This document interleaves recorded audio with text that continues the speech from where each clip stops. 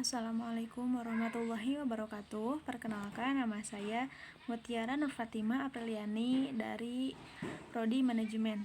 Di sini saya akan menjelaskan tentang mata kuliah akuntansi manajemen mengenai responsibility accounting atau manajemen pertanggungjawaban. Definisi dan tujuan. Akuntansi pertanggungjawaban adalah sistem akuntansi yang dirancang untuk mencatat, melaporkan dari pendapatan ataupun biaya yang timbul akibat pelaksanaan aktivitas kepada manajer yang bertanggung jawab terhadap aktivitas tersebut. Adapun tujuannya yaitu untuk menyediakan informasi yang dapat digunakan oleh manajer untuk mengevaluasi efisiensi penggunaan sumber daya organisasi. Selanjutnya, keterkaitan antara struktur dan pelaporan, yaitu semakin tinggi level seseorang, level manajer dalam suatu struktur organisasi, maka laporan yang mereka terima itu semakin ringkas. Kalau semakin bawah level manajernya, laporan mereka akan semakin teknis untuk cakupan yang sempit. Selanjutnya ada skema akuntansi pertanggungjawaban terbagi menjadi 3 poin. Yang pertama, cara menghitung biaya sesungguhnya setiap aktivitas dalam periode tertentu. Kedua, hasil perhitungan dibandingkan dengan anggaran biaya yang seharusnya terjadi. Ketiga, hasilnya pasti ada perbedaan antara yang direncanakan dengan realisasinya. Perbedaan tersebut disebut sebagai penyimpangan.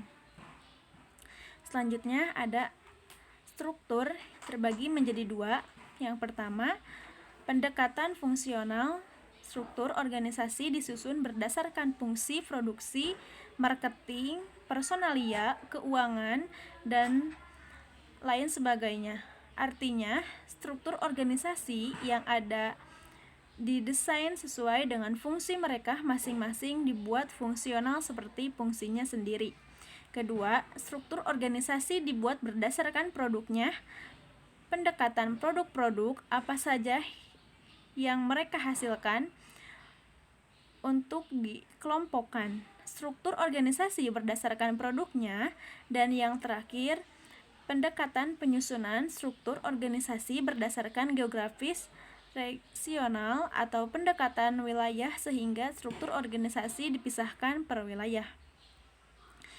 Selanjutnya ada overhead pabrik terbagi menjadi 3 bagian. Yang pertama, tanggung jawab kepada departemen, kepala departemen, dan sebagian lagi itu berasal dari alokasi untuk menentukan tarif BOP. Kedua, biaya hanya perlu dialokasikan apabila manajer departemen menerima alokasi itu. Yang ketiga, departemen pemakai harus mengetahui harga jasa sebelum membeli sehingga dapat mempertimbangkan biaya dan manfaatnya. Selanjutnya ada 2 poin penting dalam akuntansi pertanggungjawaban. Yang pertama, perilaku disfungsional manajer. Yang kedua, kegunaan informasi bagi manajer. Mungkin hanya itu yang dapat saya sampaikan, kurang lebihnya mohon maaf. Wassalamualaikum warahmatullahi wabarakatuh.